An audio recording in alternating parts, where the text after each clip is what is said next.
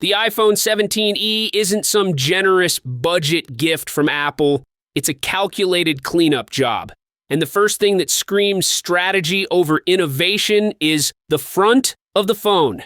Yes, the notch is finally gone. Not because Apple suddenly cares, but because the notch has officially aged like milk. According to Digital Chat Station, the iPhone 17e gets the dynamic island, something Apple sold as revolutionary just a few years ago. Now it's basic, because once the Pro models move on to under-display Face ID and a tiny punch hole, the dynamic island loses its VIP badge and gets demoted to the budget aisle. Classic Apple playbook: milk a feature, call it premium, then recycle it when it's no longer impressive. Apple is also shrinking the bezels, and let's not pretend this is charity.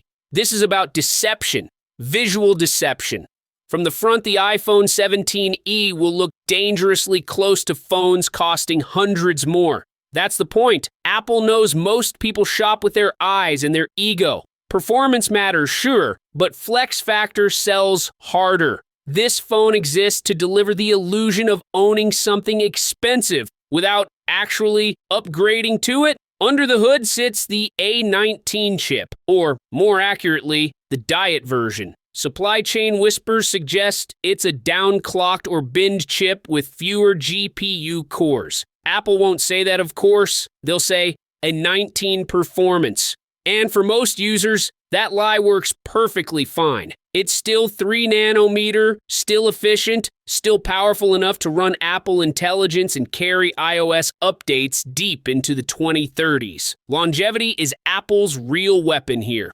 They know how seductive 7 years of updates sounds when Android phones tap out halfway through that. Then comes the front camera, where Apple suddenly decides to go all in. An 18-megapixel center stage camera turns the 17e into a selfie factory.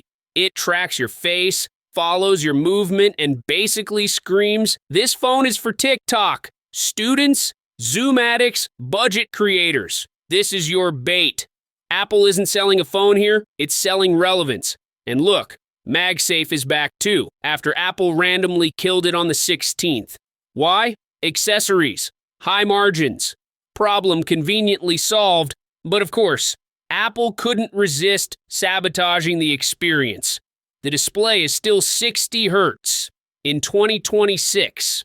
That's not a limitation, it's a leash.